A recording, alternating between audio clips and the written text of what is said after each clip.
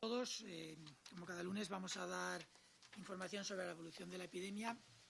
Es cierto que, como también venimos diciendo ya desde hace varios lunes, el proceso de vacunación que estamos llevando a cabo en España y con toda la población participando de él va homogeneizando la situación, va haciendo que las evoluciones, que los cambios que podamos detectar sean siempre más suaves, tanto hacia arriba como hacia abajo, y va haciendo que los diferentes territorios vayan homogeneizando su evolución.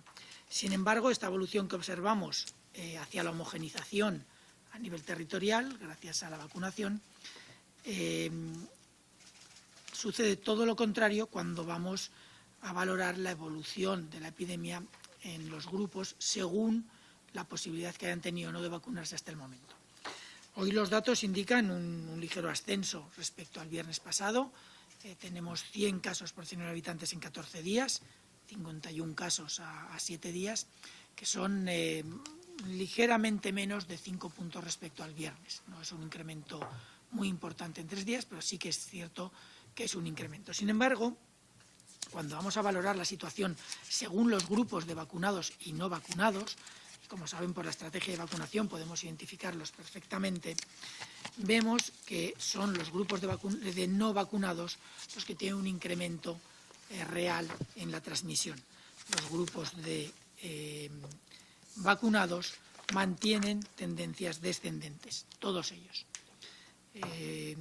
La única excepción que mantiene una tendencia muy ligeramente descendente son los niños menores de 11 años, que tienen también una transmisibilidad o una transmisión, una probabilidad de transmisión menor que los diferentes grupos todavía no vacunados de la población. Los no vacunados, desgraciadamente, estamos observando un incremento de la transmisión que tiene ese efecto sobre el indicador global de la epidemia en España. Al mismo tiempo, debido a que los grupos que están vacunados han sido desde el principio los más vulnerables y hemos tratado de protegerlos de forma mayoritaria, observamos un claro descenso de la letalidad. Ahora mismo estamos observando una letalidad de aproximadamente el 0,2%, es decir, se fallecen, todavía son datos que no nos gusta decir, pero lo cierto es que van mejorando mucho respecto a los meses previos. Ahora mismo fallecen en España aproximadamente 2 de cada 1.000 casos. Son cifras muy, muy inferiores al 13% que teníamos durante los meses de marzo y abril del año pasado y, desde luego, muy inferiores incluso alrededor del 2% que observábamos en las últimas olas epidémicas. Esto implica que en los últimos 7 días en España se han notificado con fecha de función en esos 7 días únicamente 32 personas. Es cierto que siendo lunes puede haber algún retraso de notificación, estas cifras hay que valorarlas con mucho cuidado, pero aunque puedan subir un poco, siguen siendo muy inferiores a lo que observamos en las semanas previas, en las que fuimos progresivamente bajando de alrededor de los 150 en 7 días a los 150, y con estos datos que esperemos que se mantengan, podríamos estar incluso ya por debajo de los 50 en 7 días.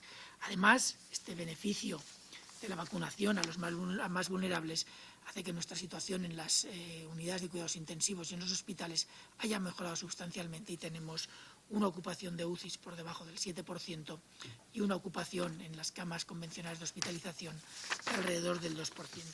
Todos datos muy favorables, muy favorables a nivel macro, pero como digo, todavía tenemos grupos de no vacunados en los que todavía tenemos incidencias más altas de lo deseable. Además, estamos manteniendo una capacidad de detección importante. Estamos en alrededor de 1.300 pruebas por cada 100.000 habitantes por semana, lo cual nos indica una buena capacidad de detección, pese a que estemos en verano, pese a que no haya sintomatologías respiratorias en la población en esta época.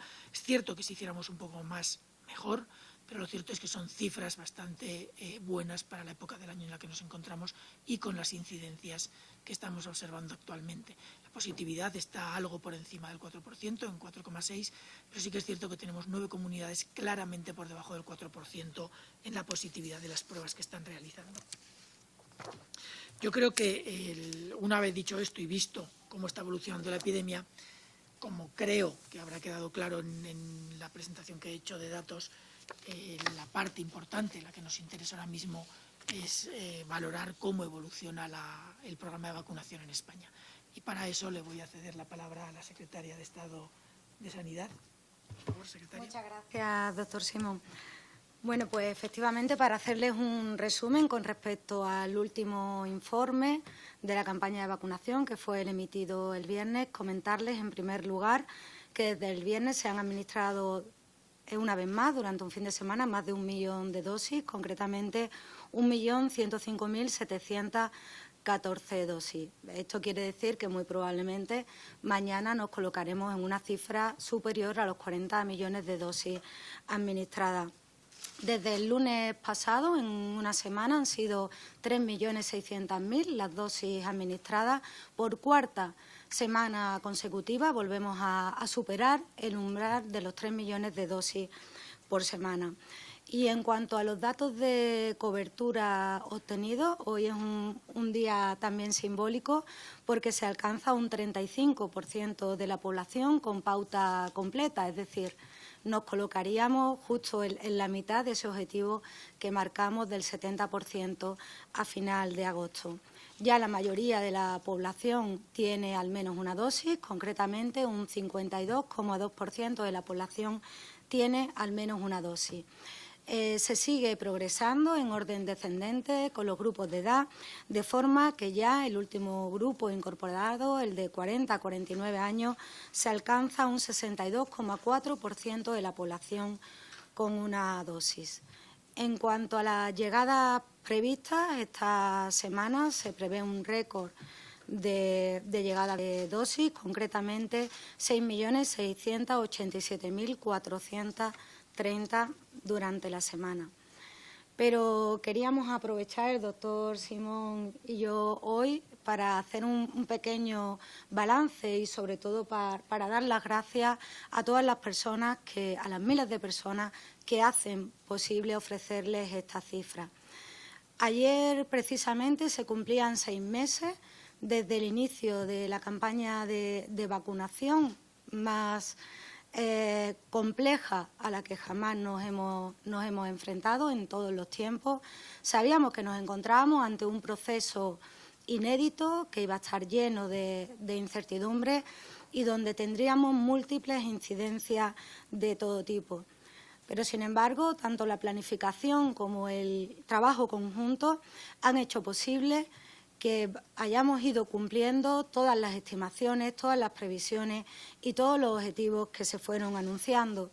De manera que cerramos este primer semestre de vacunación frente a la COVID-19 en nuestro país con más de la mitad de la población española con al menos una dosis y más de un tercio con la pauta completa de vacunación.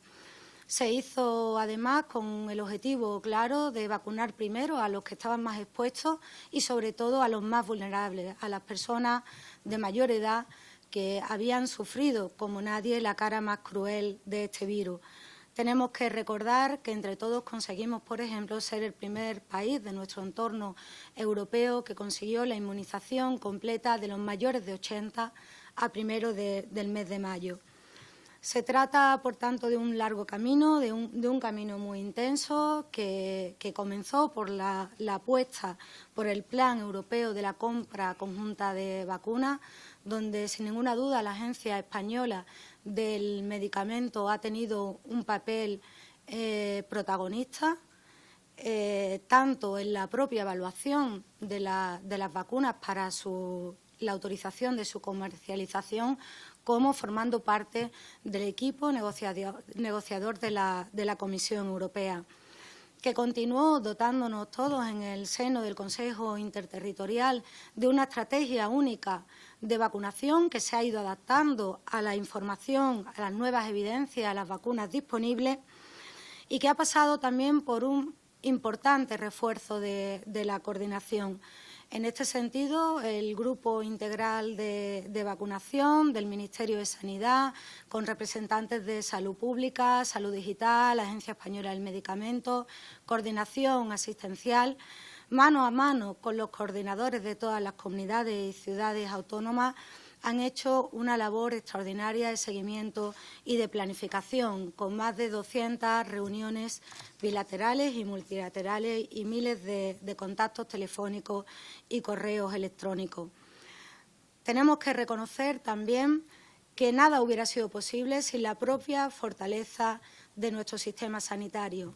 Cuando comenzábamos la campaña poníamos con orgullo en aquellos momentos sobre la mesa que nuestro sistema había sido capaz de administrar 14 millones de dosis de la vacuna frente a la gripe en la última temporada en solo 8 semanas. Pues bien, esa cifra se ha superado con creces. En las últimas 8 semanas en nuestro país se han puesto más de 24 millones de dosis de vacuna frente a la COVID-19. Todo ha sido posible gracias a nuestros profesionales, los profesionales sanitarios que vivieron en primera línea la cara más dura y los efectos más devastadores de esta enfermedad y que hoy son los mismos que nos ofrecen como sociedad la esperanza a través de la vacunación. Ha sido posible también gracias a medidas como la puesta en marcha por primera vez de un registro nacional de vacunación, que ha sido una herramienta clave y fundamental para todo el seguimiento y la planificación de esta campaña.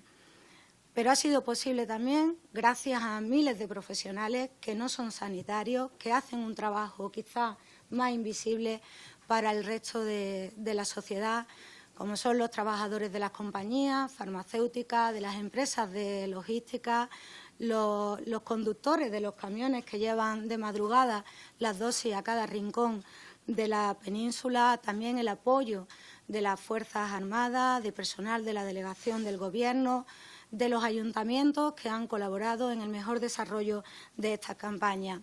En realidad, en definitiva, es el trabajo conjunto de miles de personas de este país que supieron compartir y que siguen compartiendo a diario la importancia de este proyecto conjunto que es, sin ninguna duda, una verdadera misión de país.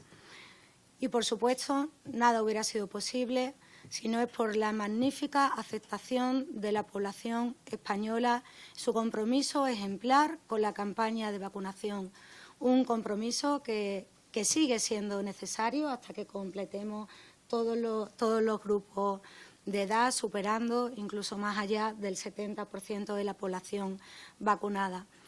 Y ya por último, en relación con el certificado COVID digital, que como saben estamos ahora mismo a 4 días de que entre en vigor el reglamento europeo, el próximo 1 de julio, comentarle que se han emitido ya 2.718.272 certificados. La mayoría de ellos corresponden a certificados de vacunación, aunque también se emiten certificados de pruebas de recuperación y de pruebas diagnósticas.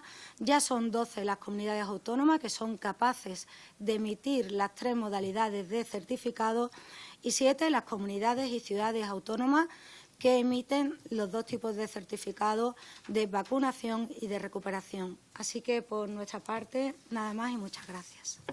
Buenas tardes. Un detalle más, precisamente por la evolución del programa de vacunación, tenemos que ir replanteando indicadores nuevos e informes diferentes que reflejen mejor la información que es de interés en la actualidad. A partir de mañana vamos a incluir en los datos diarios que sean, vamos a hacer una modificación en el informe diario, de forma que podamos reflejar cómo está evolucionando la epidemia en los diferentes grupos de vacunación. Esto será a partir de mañana y progresivamente iremos incorporando algunos otros indicadores que puedan ser de más interés en esta fase nueva en la que está ahora mismo la epidemia. Muchas gracias.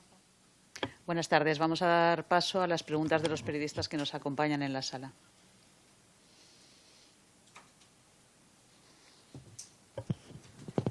Hola, buenas tardes. Soy Clara Pinar, de 20 Minutos.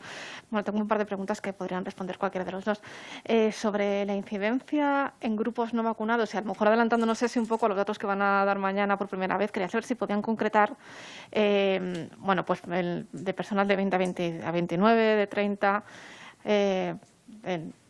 más jóvenes incluso, y querría saber si, dado que ahora mismo son el primer foco de contagios, si el Ministerio se plantea tomar algún tipo de medida acotada a esta parte de la población. Bueno, no sé, cuestiones de ocio o así. Gracias.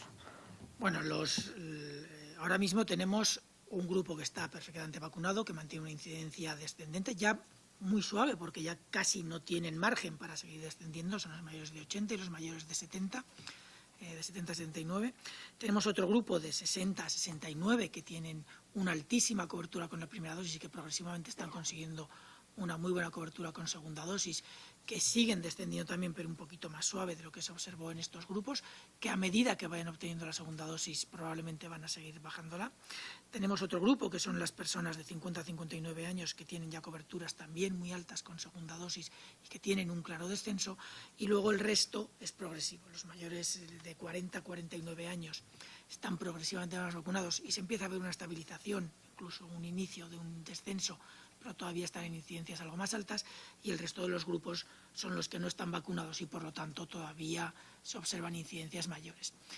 Si se van a hacer acciones concretas sobre estos grupos, hay una acción fundamental, clara y que venimos de comentar. La primera es conseguir vacunarlos a todos.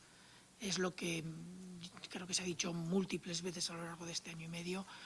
Es lo que nos va a sacar a todos de la pandemia, pero ya no vacunar a los nuestros, sino vacunar a los nuestros y a los de fuera, a todo el mundo.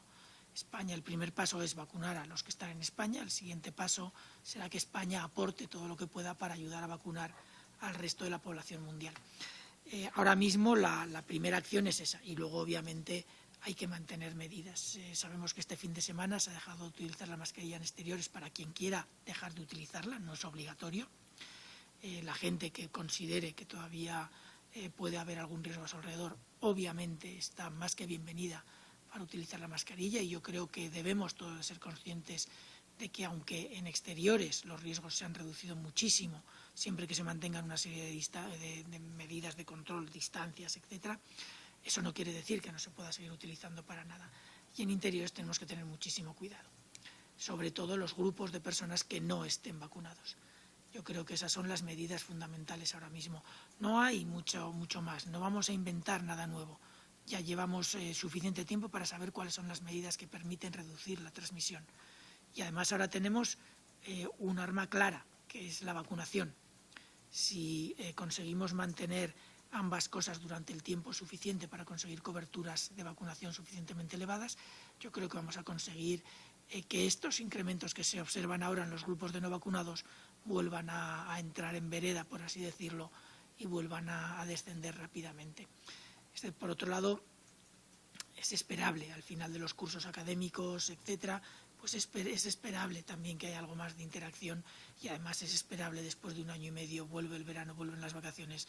O sea, no podemos pensar que esto no iba a pasar, es lo lógico, es lo esperable, y tampoco podemos plantear muchas alternativas a esto. Afortunadamente son grupos que, si bien tienen un impacto en la salud, que en algunos casos puede llegar a ser grave, el impacto conjunto es relativamente pequeño comparado con los grupos que ya hemos conseguido vacunar. Sí, si me permite, compartiendo perfectamente la reflexión del doctor Simón, lo hemos comentado durante estos días. Creemos y estamos convencidos de que no es justo estigmatizar a este grupo de población. No lo es. No lo es porque han tenido un comportamiento ejemplar en su inmensa mayoría durante toda la pandemia, desde el comienzo de la pandemia, teniendo gestos de solidaridad hacia los más desfavorecidos, y luego con su comportamiento durante todos estos meses que son especialmente duros a esas edades. La clave está en lo que comentaba el doctor Simón. A partir de ahora ya deberíamos empezar a ver, más que por grupos de edad, por supuesto, tener en cuenta quién está vacunado y quién no está. Al virus la vacuna se lo pone difícil. La transmisión cada vez va a ser más complicada. El virus no infecta a quien quiere, sino a quien puede. Son todavía grupos de edad en los que la campaña de vacunación no está avanzada, y esto explica cómo no se consigue la disminución de las incidencias acumuladas, que sí se ven ya claramente en grupos de edad mayores. Y, por supuesto, como bien decía el doctor Simón, recalcar la importancia de llegar cuanto antes también a los grupos de jóvenes y esperar la respuesta positiva, como del resto de la sociedad, de aceptación a la vacuna. Marino Holgado. Buenas tardes, Marino Holgado, de Antena 3. Dos preguntas, una ya es muy concreta. Quería saber si tenemos la edad media de los nuevos contagios que ha habido en los últimos días y que han hecho que España supere de nuevo los 100 de incidencia acumulada. No sé si tenemos rangos de edad. Y luego, un poco al hilo de lo que han dicho sobre la vacunación y los jóvenes, no sé si el Ministerio se plantea que una vez vacunados todas las personas por encima de 40 años con pautas importantes de vacunación ya, si por debajo de esa edad podrían ya mezclarse directamente los grupos etarios, si no hace falta ya, porque el riesgo en la gente de 30 es similar al riesgo en la gente de 18, y no sé si podrían ya saltarse el hermetismo de los grupos etarios y que se pueda vacunar ya mediante autocita a quien quiera vacunarse, entre ellos jóvenes de 18 años, por ejemplo. Bueno, los datos, la edad media, no tengo aquí la cifra, pero la calculamos todos los días, podemos traerla para la siguiente rueda de prensa sin ningún problema. Sí que a partir de mañana, como les decía, les daremos los datos de incidencia para cada uno de los grupos de vacunación, tal y como vienen en el informe de vacunación que se publica cada día. Los mismos grupos para los que se dan datos de vacunación, daremos datos de incidencia acumulada de 14 días. Y la semana que viene podemos traer sin ningún problema los datos de edades medias de los contagiados. En todo caso, aunque, como digo, las incidencias son mayores en los grupos de no vacunados, eso no quita para que siga habiendo casos, algunos, pocos, pero siga habiendo casos también en los vacunados, en los mayores. Porque sabemos, y eso tenemos que tenerlo todos claro, que la vacuna reduce en un 90%, cuando tienes la pauta completa aproximadamente, el riesgo de vacunación, pero sigue habiendo un 10% que no se inmunizan.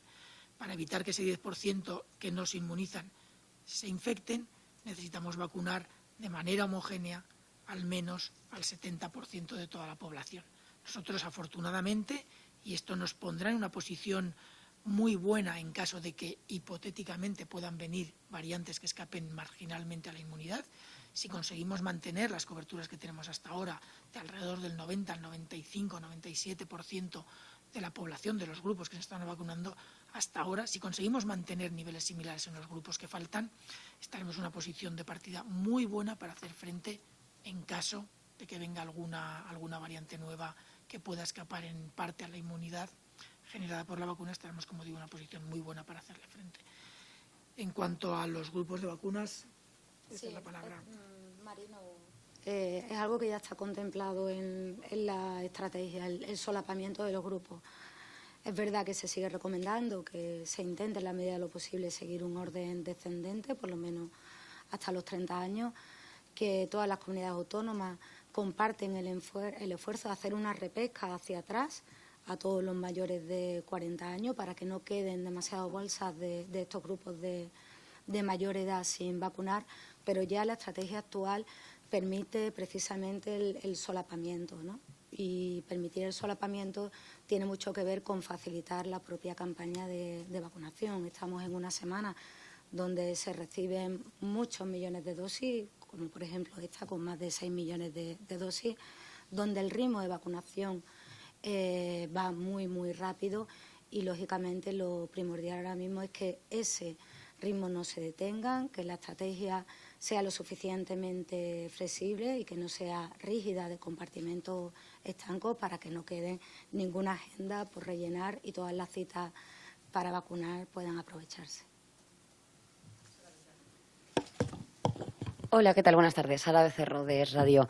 Yo quería preocuparme por la variante Delta. Es una variante que ya se dijo aquí en rueda de prensa que iba a estar en continuo estudio e investigación. No sé si la preocupación ha aumentado. Ahora mismo parece ser que la situación en Reino Unido no es del todo favorable y que incluso ha habido ya fallecidos con la vacuna pauta completa. No sé si la diferencia en Reino Unido con España, la situación es diferente o incluso el territorio es diferente, pero no sé si esa preocupación o ese miedo ha aumentado y si esperan a que esto pueda incluso retroceder en algunas medidas. Gracias.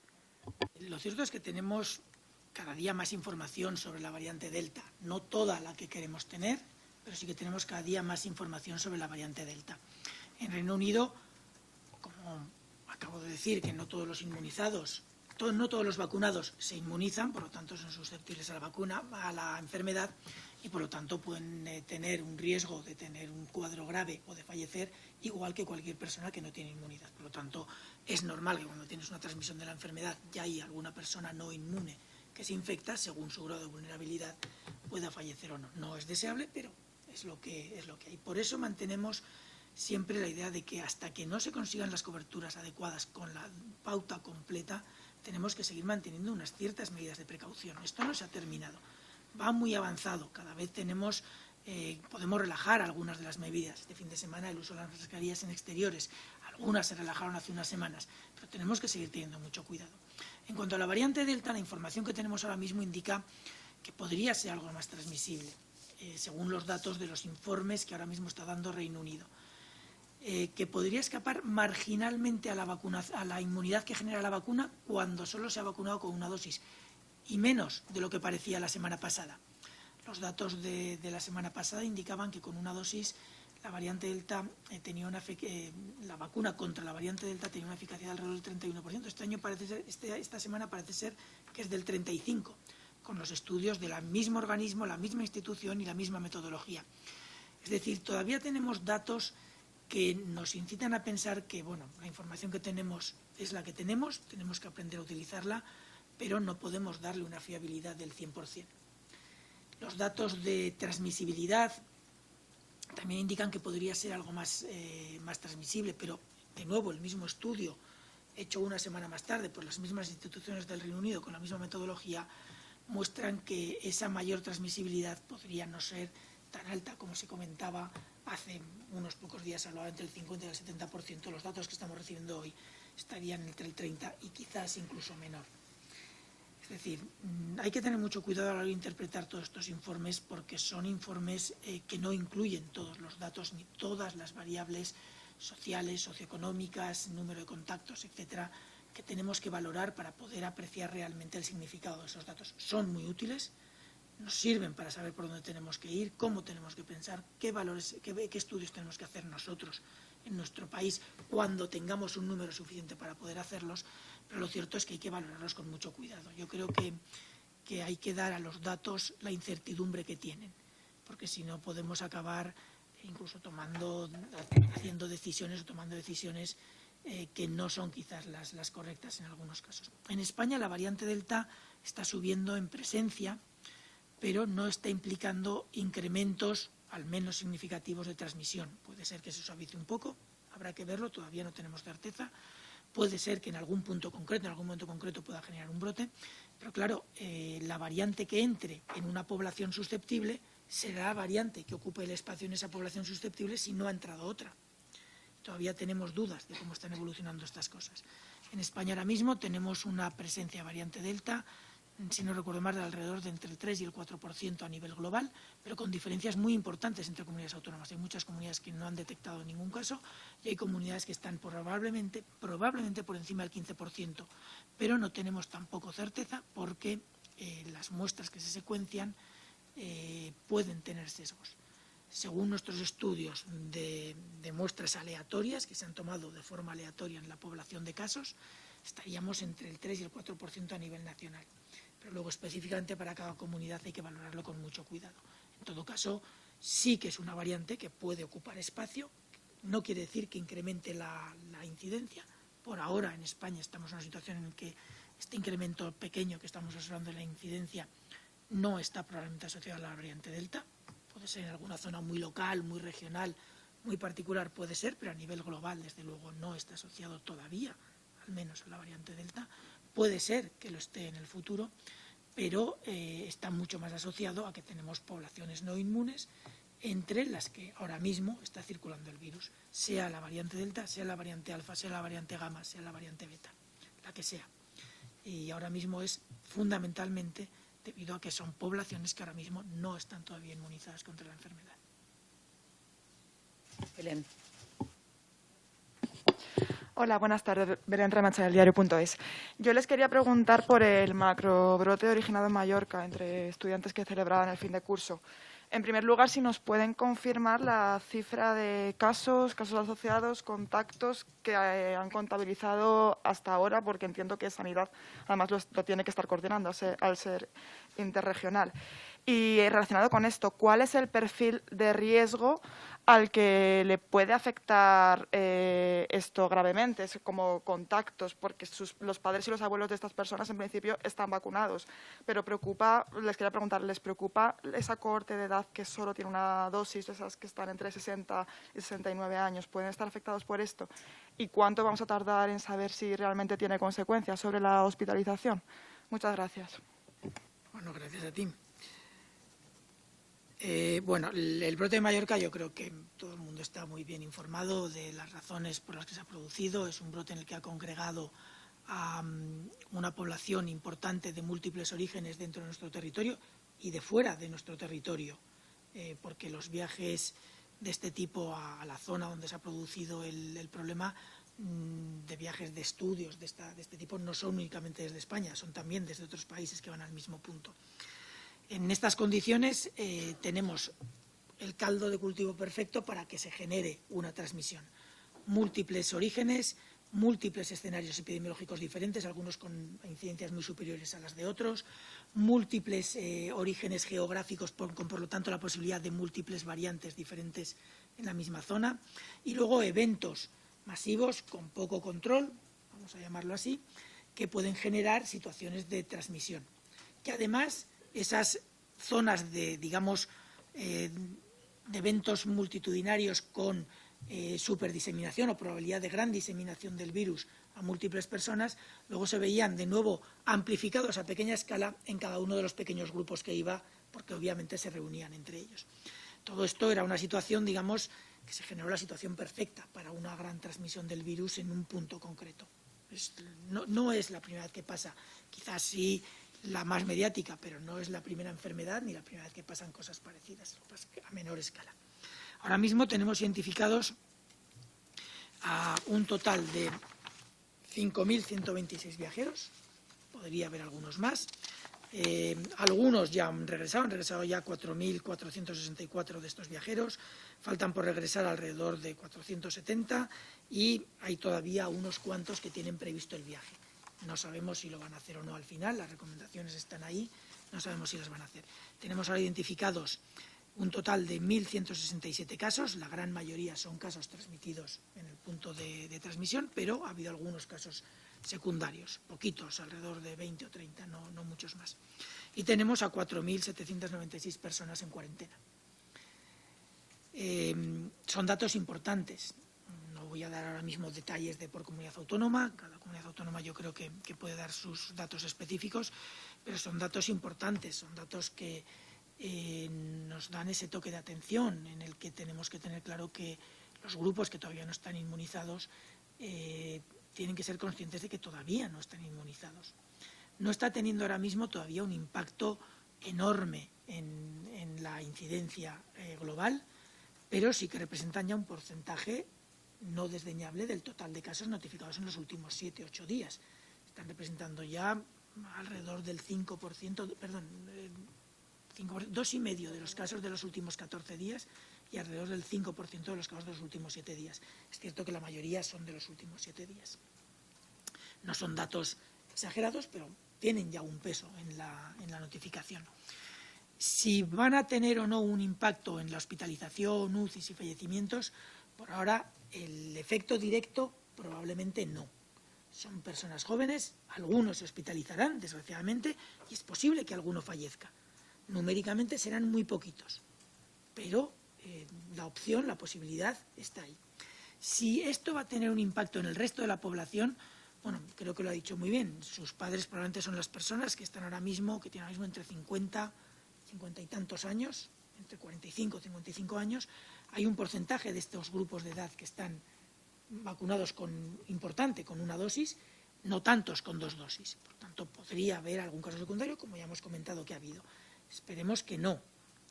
La gente yo creo que ha entendido muy bien lo que ha pasado y están siendo en general muy colaboradores para poder limitar el impacto que esto pueda tener en las personas más mayores. Los que todavía están poniéndose la segunda dosis de 60 a 69 años quizás no sea el grupo que más contacto vaya a tener con estas personas, algunos lo tendrán, pero la situación que tenemos ahora es de un grupo afectado que yo creo, por lo que la información que estamos recibiendo, que son plenamente conscientes de la situación, que son plenamente conscientes del riesgo que pueden suponer para los demás, y yo creo que las familias y los propios afectados están colaborando mucho y haciendo las cosas como se deben de hacer.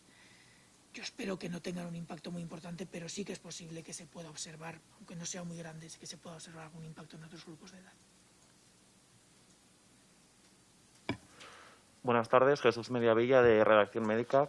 Yo quería hacerles dos preguntas. La primera de ellas es ¿en qué momento consideran que habría que planificar la estrategia contra el COVID-19 en base a la ocupación hospitalaria en otros indicadores, como puede ser el propio avance de la vacunación?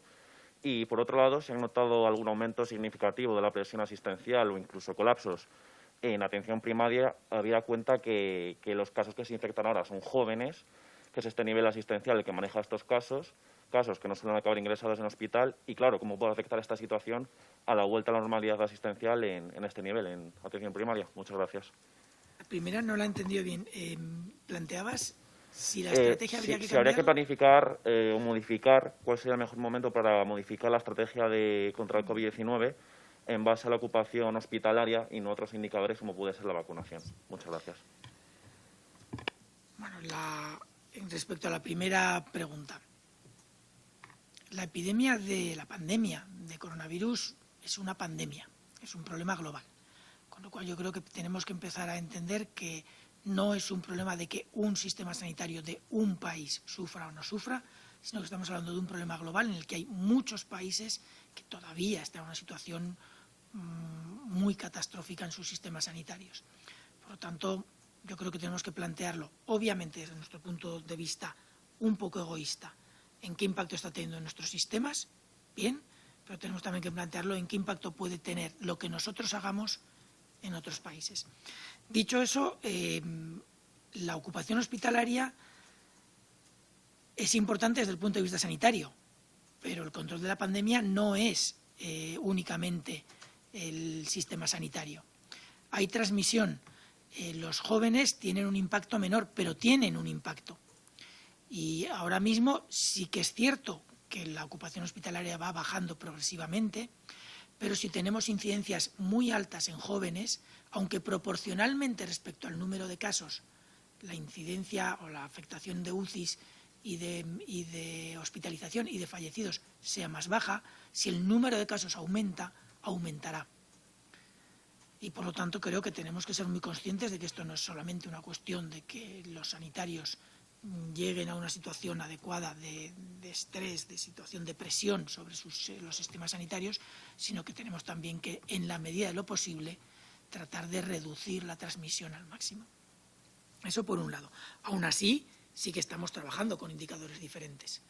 Los indicadores son, además de los de la estrategia de los asociados a la hospitalización, UCIs, que son muy importantes y han sido muy importantes hasta ahora, estamos trabajando con las coberturas de vacunación, estamos trabajando con las incidencias en los grupos de no vacunados y estamos trabajando con todos los indicadores que nos permiten plantear una estrategia dirigida fundamentalmente al control de la transmisión en estos últimos periodos, sabiendo que el objetivo principal de todos nuestros esfuerzos ha sido fundamentalmente reducir el impacto en la morbimortalidad.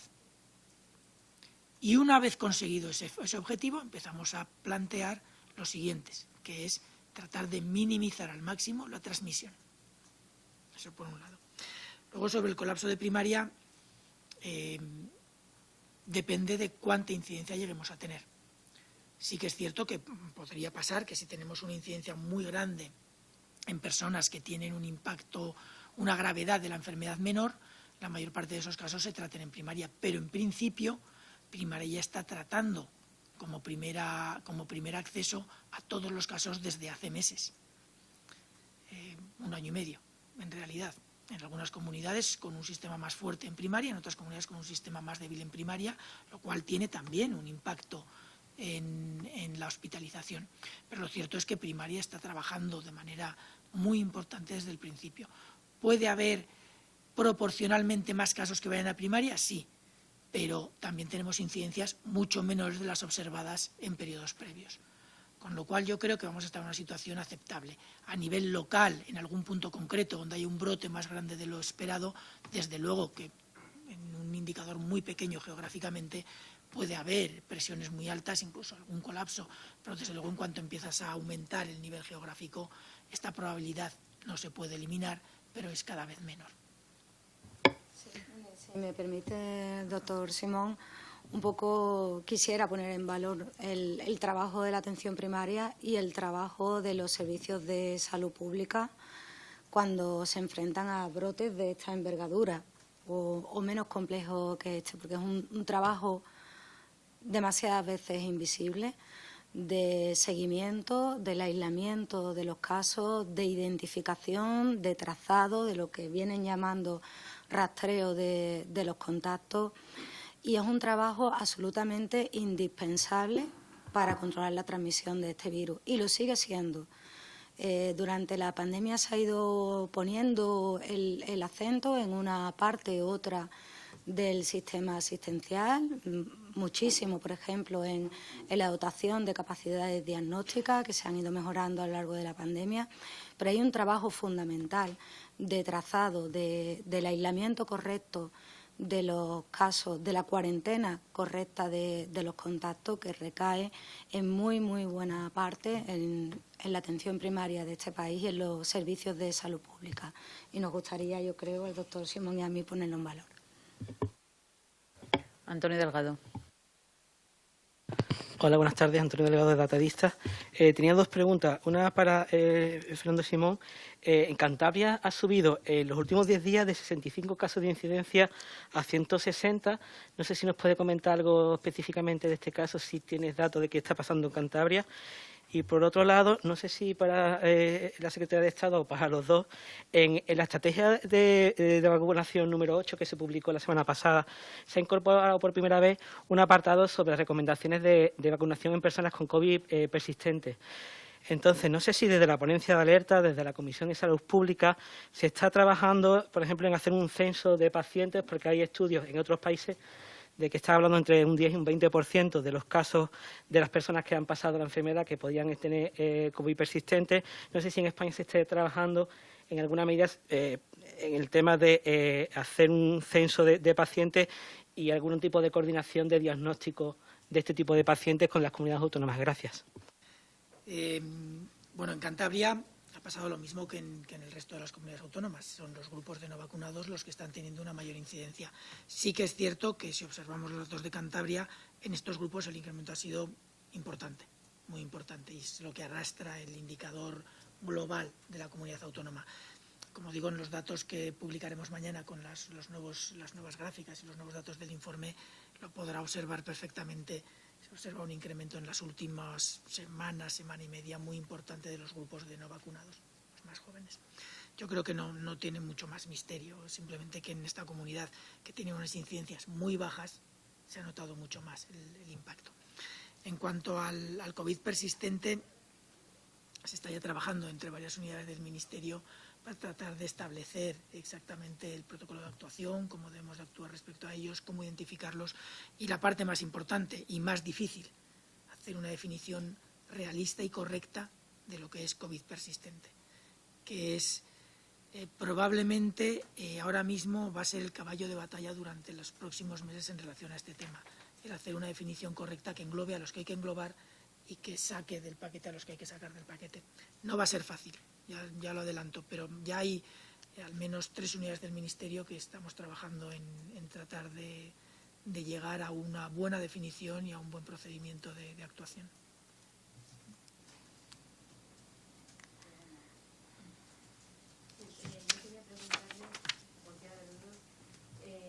Cataluña hoy ha propuesto estudiar vacunar de golpe a los menores de 30 años. Yo no sé si esa propuesta la contempla mañana en la Comisión de Salud Pública, que no sé si habrá Comisión de Salud Pública, pero en caso de que la haya, si se contempla, o si no, ¿qué orden de día se contempla de cara a consensuar, pues me imagino que algo referente a la vacunación con las comunidades autónomas? Sí, yo creo que cualquiera de los dos. Como les indicábamos antes, ya desde la última actualización de la estrategia, el solape de los grupos es algo en lo que han coincidido todas las comunidades y todas las ciudades autónomas. El debate sobre a qué grupo dirigirse concretamente está sobre la mesa continuamente, y todo el mundo lo que quiere es que la campaña vaya de la mejor forma posible, acompasada a la llegada de vacunas. Ojalá llegaran todas el mismo día y vacunáramos al resto de la población a la vez, ¿no? Yo creo que hay un trabajo muy profundo que tiene lugar en el seno de la ponencia, de la Comisión de Salud Pública, pero que también es un trabajo mediante reuniones bilaterales, mediante la construcción de modelos tácticos que permiten ir acompasando la llegada de vacunas al objetivo de que la mayoría de ellas se administren en el menor tiempo posible. Pablo Recio. Sí, buenas tardes. Pablo Recio para 65más.com. Me gustaría saber, visto el aumento de casos en la población no vacunada joven, ¿no?, y los macrobrotes como el de Mallorca, y que también empiezan las vacaciones en universidades, ¿no?, y bueno, ya en colegios, ¿qué mensaje transmitiría a las personas mayores vacunadas? Si pueden estar tranquilos las próximas semanas, se pueden juntar con población más joven no vacunada. Estoy pensando en la gente que vuelve, a lo mejor la población al pueblo, ¿no?, a ver a los abuelos, ¿no?, como un ejemplo, ¿no?, pero cualquier otro. ¿O cuándo van a poder juntarse tranquilamente? Vamos a ver. Nuestra población mayor está vacunada y está bien vacunada. De hecho, como comentaba la secretaria hace un rato, somos uno de los países que estamos consiguiendo unas coberturas mayores en nuestra población de vulnerables y en nuestra población de edades más avanzadas. En realidad, en todos los grupos que se han iniciado el proceso de vacunación. Con lo cual, yo creo que lo primero que hay que transmitir a las personas mayores de 65 es que no tienen que seguir teniendo miedo. Están vacunados y están bien vacunados. Es cierto que, como todos sabemos, hay un porcentaje de estas personas que pueden no llegar a inmunizarse. No es un porcentaje alto, es un 10%, 1 de cada 10. Si conseguimos mantener un mínimo de etiqueta, digamos, en sus relaciones con los más jóvenes, si los más jóvenes que hayan podido estar expuestos a situaciones de riesgo entienden que cuando se relacionen con personas mayores, más vulnerables, tienen que tener cuidado y seguir utilizando la mascarilla, lavándose la higiene de manos, mantener las distancias, etcétera. Yo creo que si mantenemos un mínimo de etiqueta, no tiene que ser súper escrupulosa. Tenemos que empezar a entender que esto no va por un segundo de cruzarse con alguien en una calle. No va a ser eso lo que implique transmisión. Pero si mantenemos entre las relaciones un poquito más intensas, entre diferentes grupos de edad, hasta que se vayan vacunando todos, un mínimo de etiqueta, yo creo que podemos evitar que ese grupo pequeño de vacunados, pero no inmunizados, que queda disperso por la geografía española, se lleguen a infectar. Y yo creo que el mensaje tiene que ser claro. Cuando una persona se vacuna, su riesgo se reduce de forma drástica. El riesgo de infección baja enormemente. La probabilidad de infectarse es 1/10 parte de la que tenía justo antes de que la vacuna surtiera su efecto. Por lo tanto, además sabiendo que están vacunados prácticamente al 100%, la distribución de ese 10% que todavía no se han inmunizado está por toda la península. Es decir, no vas a encontrar en ningún lugar 4 o 5 juntos que no se hayan inmunizado. Por lo tanto, yo creo que, el primer mensaje es de tranquilidad. Las cosas han cambiado mucho para las personas mayores. Los riesgos a los que se enfrentan ahora son muy diferentes a los que se enfrentaban antes de la vacunación, pero tienen que hacer entender a los jóvenes que ellos, los jóvenes, no están vacunados todavía. Por lo tanto, hay que mantener una cierta etiqueta, sobre todo si los jóvenes suponen que han podido estar expuestos a alguna situación de riesgo.